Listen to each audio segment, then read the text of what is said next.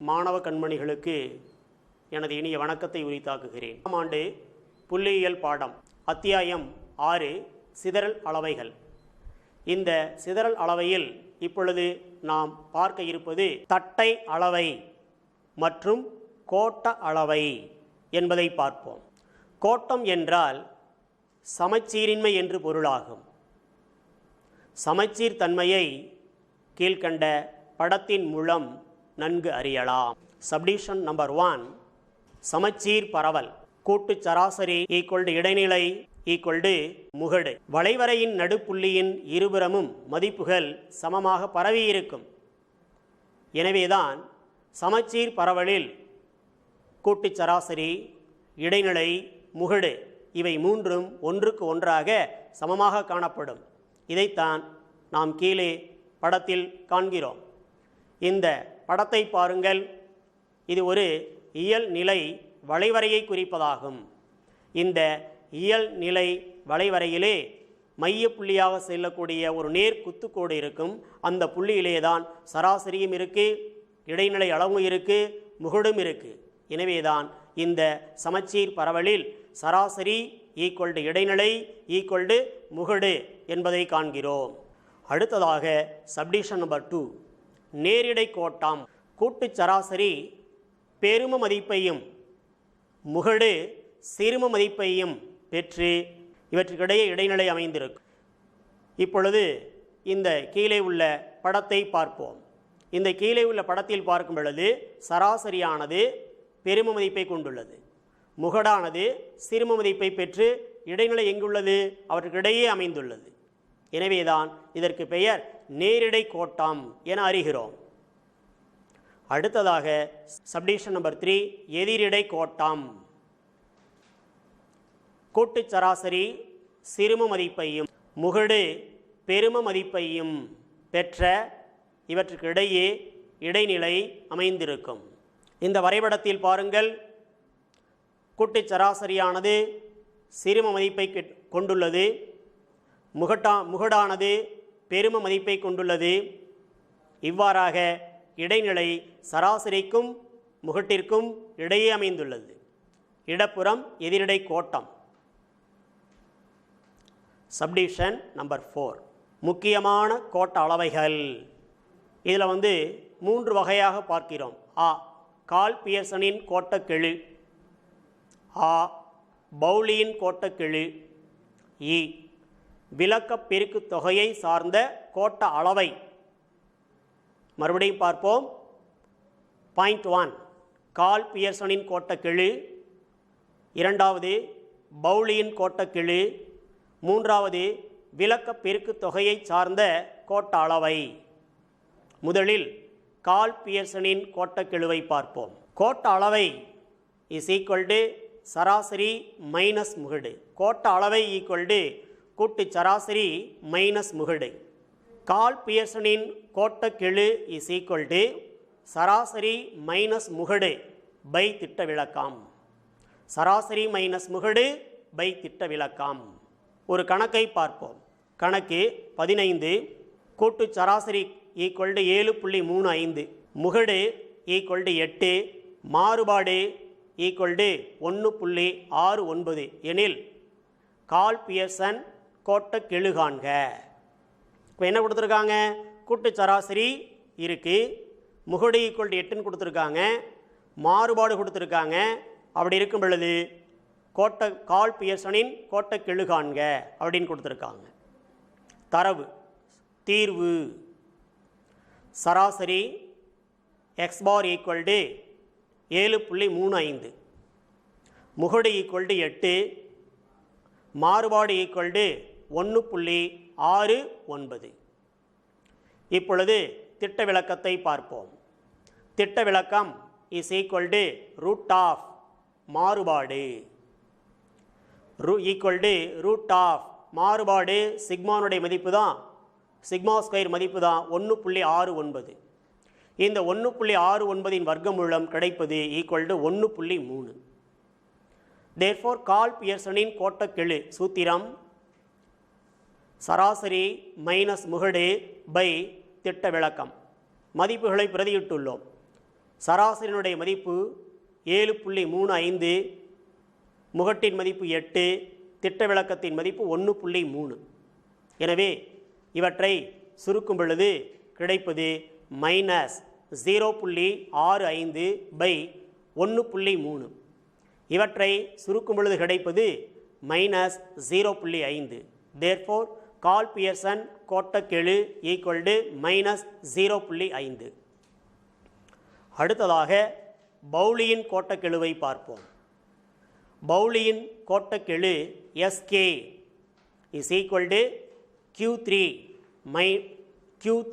plus Q1 minus 2 times of Q2 by Q3 minus Q1.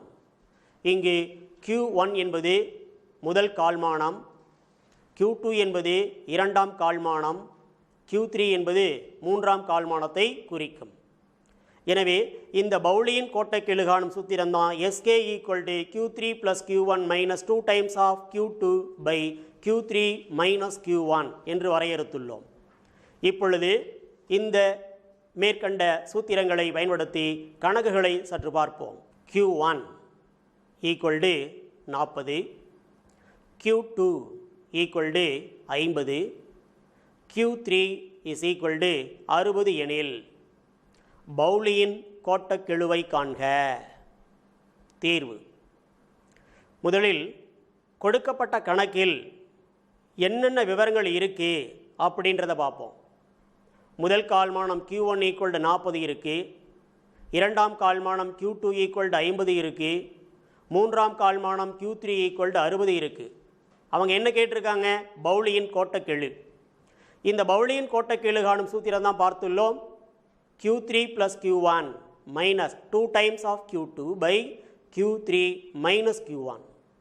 இந்த மதிப்புகளை பிரதியிடுகிறோம்.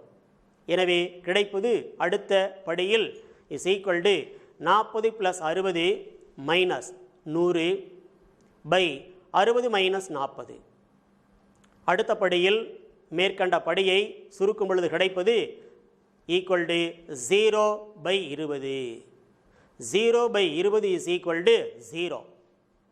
எனவே தேவையான பவுலியின் கோட்டக்கெழு equal to 0. இந்த கோட்டக்கெழுவின் மதிப்பு 0ஆக இருப்பதால் கொடுக்கப்பட்ட தொடர் சமச்சீர் தன்மை பெற்றதாகும். கொடுக்கப்பட்ட விவரங்கள் தொடர் சமச்சீர் தன்மை பெற்றதாகும்.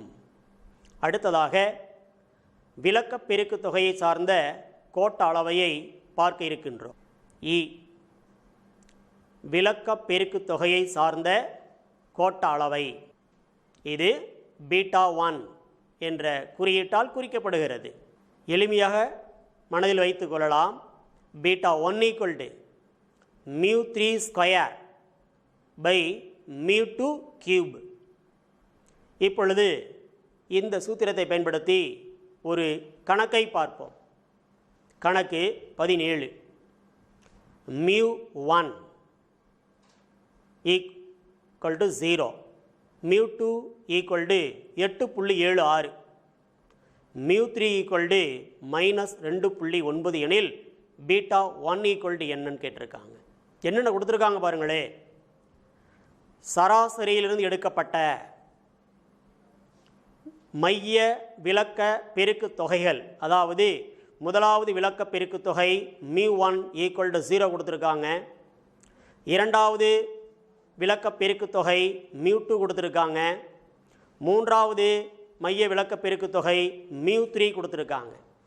எனவே μ1 equal to 0ன்னு இருக்குது, μ2 equal to 8.76ன்னு இருக்குது, μ3 equal to -2.9ன்னு இருக்குது. அவங்க என்ன கேட்டிருக்காங்க அப்படின்னா β1. β1 என்பது என்ன சார்? விலக்க பெருக்கு தொகையை சார்ந்த கோட்ட அளவை. இந்த β1 சூத்திரம் எவ்வாறு கண்டுள்ளோம்? β1 equal to μ3 square by μ2 cube. இப்பொழுது இதனுடைய மதிப்புகளை பிரதியிட கிடைப்பது அடுத்த படியில் பாருங்கள். இஸ் ஈக்குவல் டு μ3 மதிப்பு தான் -2.91, அதை ஸ்கொயர் பண்ணுறோம். அடுத்ததாக μ2 மதிப்பு தான் 8.76, அதை கியூப் எடுக்கிறோம். இந்த படிநிலையை சுருக்கும் பொழுது அடுத்த படிநிலையில் கிடைப்பது ஈக்குவல் டு 8.47 பை 672.24. இவற்றை சுருக்க கிடைப்பது பீட்டா 1 ஈக்குவல் டு 0.0126. அடுத்து நாம் பார்க்க இருப்பது தட்டை அளவை. தட்டை அளவையை குறிப்பிடும் கர்டாசிஸ், தட்டை அளவையை குறிப்பிடும் கர்டாசிஸ் என்ற சொல் கிரேக்க மொழியிலிருந்து பெறப்பட்டது. மறுபடியும் பார்ப்போம். தட்டை அளவையை குறிப்பிடும் கர்டாசிஸ் என்ற சொல் கிரேக்க மொழியிலிருந்து பெறப்பட்டது. புள்ளியியலில் தட்டை அளவை என்பது முகட்டை சுற்றியுள்ள விவரங்கள் வளைவரையில் தட்டையாகவோ அல்லது கூர்மையான முனையுடனோ இருப்பதை குறிக்கிறது. புள்ளியியலில் தட்டை அளவு என்பது முகட்டை சுற்றியுள்ள விவரங்கள் வளைவரையில் தட்டையாகவோ அல்லது கூர்மையான முனையுடனோ இருப்பதை குறிக்கிறது. கொடுக்கப்பட்ட தரவு விவரங்களின் தட்டை அளவை இயல்நிலை வளைவரையின் கூர்முனை பொறுத்து அளவிடப்படுகிறது.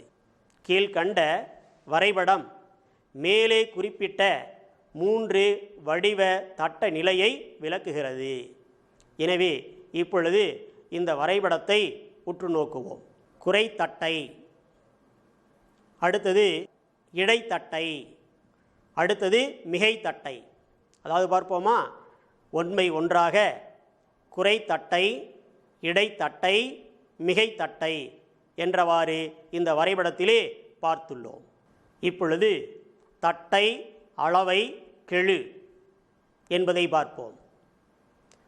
தட்டை அளவை கெழு beta 2 is equal to μ4 by μ2 square. மறுபடியும் பார்ப்போம். தட்டை அளவை கெழு beta 2 equal to μ4 by μ2 square. இங்கு μ4ங்கிறது என்ன அப்படின்னா, சராசரியிலிருந்து பெறப்பட்ட 4வது மைய விலக்க பெருக்கு தொகையாகும். μ2 என்பது சராசரியிலிருந்து பெறப்பட்ட 2வது மைய விலக்க பெருக்கு தொகையாகும். இதுதான் இந்த தட்டை அளவை கெழு காணும் சூத்திரம். Beta 2 equal to μ4 by μ2 square. மறக்கவே கூடாது. அடுத்து இதை பற்றிய ஒரு சில குறிப்புகளை பார்ப்போம். குறிப்பு பாயிண்ட் 1, பீட்டா 2 ஈக்குவல் டு 3 எனில் இயல்நிலை பரவல் வளைவரை இயல்நிலை. பாயிண்ட் 2, பீட்டா 2 greater than 3 எனில் கூரிய உச்சி உடையது வளைவரை குறைத்தட்டை. பாயிண்ட் 3, பீட்டா 2 less than 3 எனில் அதிக தட்டை உடையது வளைவரை மிகைத்தட்டை. அப்போ எப்படி பார்க்குறோம் அப்படின்னா, 3ஐ விட அதிகமாகவும் 3ஐ விட குறைவாகவும் 3 படி நிலைகளில் காண்கிறோம். மறுபடியும் பார்ப்போம். பீட்டா 2வின் மதிப்பு 3க்கு சமம் எனில் இயல்நிலை பரவல் வளைவரை இயல்நிலை. 3ஐ விட அதிகமாக இருக்கும் பட்சத்தில், அதாவது பீட்டா 2 greater than 3 எனில் கூரிய உச்சி உடையது வளைவரை குறைத்தட்டை. 3ஐ விட குறைவாக இருக்கும் பொழுது, அதாவது பீட்டா 2 less than 3 எனில் அதிக தட்டை உடையது வளைவரை மிகைத்தட்டை ஆகும். இவ்வாறு அடுத்து நாம் பார்க்க இருப்பது கணக்கு 18. அதாவது விலக்க பெருக்கு தொகை μ1 ஈக்குவல் டு 0, அதேபோல் அடுத்து μ2 ஈக்குவல் டு 4, அடுத்து μ3 ஈக்குவல் டு 0, μ4 ஈக்குவல் டு 37.6 எனில் பீட்டா 2வை காண்க. தீர்வு. இப்பொழுது தேவையான சூத்திரம் beta 2 equal to μ4 by μ2 square is equal to μ4இன் மதிப்பு 37.6, μ2வின் மதிப்பு 4. இங்கே μ2 ஸ்கொயர் வரதுனால 4 ஸ்கொயர் பண்ணுறோம். 4 ஸ்கொயர் ஈக்குவல் டு அடுத்த படிநிலையில் இட்டுள்ளோம் 16. Equal to 37.6/16. இவற்றை சுருக்க கிடைப்பது தான் பீட்டா 2 இஸ் ஈக்குவல் டு 2.35. இந்த கண்டுபிடிக்கப்பட்ட 2.35 என்ற மதிப்பானது 3ஐ விட குறைவாக உள்ளது. அதைத்தான் அடுத்த படிநிலையிலே காண்கிறோம். பீட்டா 2 less than 3 வளைவரை மிகை தட்டையானதாகும். வளைவரை மிகை தட்டையானதாகும். எனவே கொடுக்கப்பட்ட விவரங்களை கொண்டு பீட்டா 2வை கண்டோம். அந்த பீட்டா 2வின் தன்மையை பார்த்துள்ளோம். பீட்டா 2வின் மதிப்பு 3ஐ விட குறைவாக உள்ளதால் அந்த வளைவரையானது மிகை தட்டையானதாகும் என முடிவிலே கண்டுள்ளோம். அடுத்து நாம் பார்க்க இருப்பது கட்ட விளக்கப்படம். 6.8 கட்ட விளக்கப்படம். கட்ட விளக்கப்படம் என்பது மற்றொரு வரைபட முறையாகும். இது 5 முக்கிய அளவுகளை உள்ளடக்கியது. அவையாவன: த சப்டிவிஷன் நம்பர் 1, தரவு விவரங்களின் மிக குறைந்த மதிப்பு வித்தின் பிராக்கெட் சிறுமம். தரவு விவரங்களின் மிக குறைந்த மதிப்பு பிராக்கெட்டில் சிறுமம்னு இருக்கு.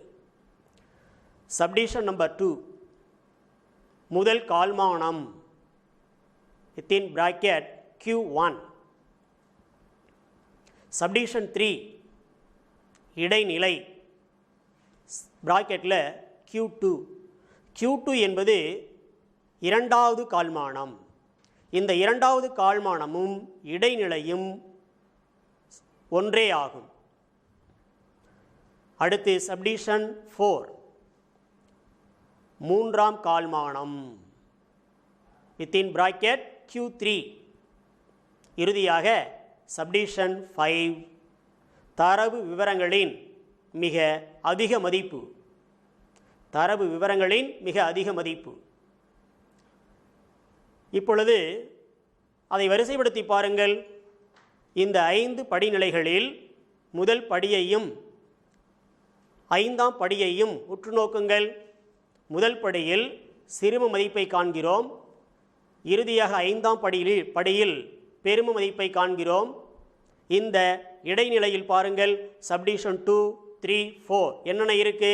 முதல் கால்மானம், இரண்டாம் கால்மானம், மூன்றாம் கால்மானம். இந்த முதல் கால்மானத்தை தான் Q1 என்று கூறுகிறோம். இந்த இரண்டாம் கால்மானத்தை இடைநிலை அல்லது Q2 என கூறுகிறோம். அடுத்து மூன்றாம் கால்மானத்தை Q3 என கூறுகிறோம். இவ்வாறாக இந்த சிறும மதிப்பிலிருந்து Q1 வரை கிடைமட்ட கோட்டாலும், Q3யிலிருந்து பெரும மதிப்பு வரை கிடைமட்ட கோட்டாலும் இணைத்து மற்றும் Q1, Q3யில் செங்குத்து கோட்டினையும் வரைந்து அவற்றிற்கு இடையே Q2வில் ஒரு செங்குத்து கோட்டையும் வரைய கிடைப்பது கட்ட விளக்கப்படமாகும். மறுபடியும் பார்ப்போம். சிறும மதிப்பிலிருந்து Q1 வரை கிடைமட்ட கோட்டாலும், Q3யிலிருந்து பெரும மதிப்பு வரை கிடைமட்ட கோட்டாலும் இணைத்து மற்றும் Q1, Q3யில் செங்குத்து கோட்டினையும் வரைந்து அவற்றிற்கு இடையே Q2வில் ஒரு செங்குத்து கோட்டையும் வரைய கிடைப்பது கட்ட விளக்கப்படமாகும். அதாவது கட்ட விளக்கப்படம் வரைவதற்கான விளக்கமானது 6 படிநிலைகளை உள்ளடக்கியது. இதிலே படிநிலை 1, இடைநிலை கட்டத்தின் மையத்திற்கு அருகில் இருந்தால் தரவு விவரம் ஏறத்தாழ சமச்சீரானதாக இருக்கும். சப்டிவிஷன் 2, இடைநிலை கட்டத்தின் மையத்திற்கு இடப்பக்கம் இருந்தால் தரவு விவரம் மிகை கோட்டமாகும். மிகை கோட்டமாகும். சப்டிவிஷன் நம்பர் 3, இடைநிலை கட்டத்தின் மையத்திற்கு வலப்புறம் இருந்தால் தரவு விவரம் குறை கோட்டமாகும். தரவு விவரம் குறை கோட்டமாகும். சப்டிவிஷன் 4 கோடுகள் சம அளவில் இருந்தால் தரவு விவரமானது ஏறத்தாழ சமச்சீரானதாகும். சப்டிவிஷன் 5 வலப்பக்க கோடு இடப்பக்க கோட்டை விட குறைவாக இருந்தால் தரவு விவரம் மிகை கோட்டமாகும். இறுதியாக சப்டிவிஷன் நம்பர் 6 இடப்பக்க கோடு வலப்பக்க கோட்டை விட நீளமாக இருந்தால் தரவு விவரம் குறை கோட்டமாகும். குறிப்பு சப்டிவிஷன் நம்பர் 1 சிறும மதிப்பிலிருந்து Q1 மற்றும் Q3 பெரும மதிப்பிற்கு வரையப்படும் கிடைமட்ட கோடு விஸ்கர் படம் எனப்படும். விஸ்கர் படம் எனப்படும். பாயிண்ட் 2 கட்டப்படம் கட்ட விஸ்கர் படம் என்று அழைக்கப்படும். கட்டப்படமானது கட்ட விஸ்கர் படம் என்று அழைக்கப்படும். சப்டிவிஷன் 3 கட்ட விளக்கப்படம் ஒரு பரவலின் சிதறலை விளக்குகிறது. அதாவது கட்ட விளக்கப்படம் ஒரு பரவலின் சிதறலை விளக்குகிறது. மேலும் பரவலின் வடிவத்திற்கான யூகத்தினை அளிக்கிறது. வடிவத்திற்கான யூகத்தினை அளிக்கிறது. இப்பொழுது இந்த கட்ட விளக்கப்படத்தை சார்ந்த சில கணக்குகளை பார்ப்போம். கணக்கு 19 10 வெவ்வேறான பள்ளிகளில் பயிலும் 11ஆம் வகுப்பு மாணவர்களின் எண்ணிக்கை 89, 47, 164, 296, 30, 215, 138, 78, 48, 39 கட்ட விளக்கப்படம் வரைந்து விளக்குக. தீர்வு. படி 1 இப்பொழுது கொடுக்கப்பட்ட மதிப்புகளை ஏறு வரிசையில் அமைக்கிறோம். எனவேதான் படி 1 ஏறு வரிசையில் எழுதவும். 30, 39, 47, 48, 78, 89, 138, 164, 215, 296. படி 2 இடைநிலை காண்க. இடைநிலை = 78 + 89/2 இஸ் ஈக்குவல் டு சுருக்க கிடைப்பது 83.5. படி 3 Q1 காண்க. 30, 39, 47, 48, 78 இவற்றில் Q1 = 47 + 48/2 இவற்றை சுருக்க கிடைப்பது 47.5. படி 4 Q3 89, 138, 164, 215, 296.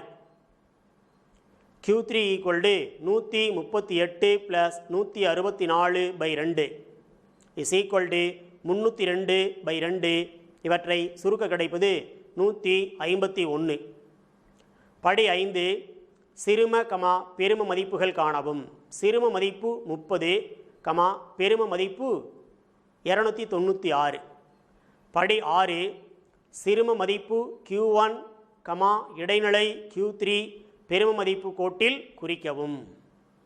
படி 7 Q1, Q3 வெளியே கட்டம் வரையவும். இவ்வாறாக கீழே உள்ள படத்தை காணவும். இந்த படத்தை பார்க்கும் பொழுது முதலில் சிறும மதிப்பு, அடுத்தது Q1 மதிப்பு, அடுத்தது Q2 மதிப்பு அதாவது இடைநிலை மதிப்பு, அடுத்தது Q3 மதிப்பு, இறுதியாக பெரும மதிப்பை இட்டுள்ளோம்.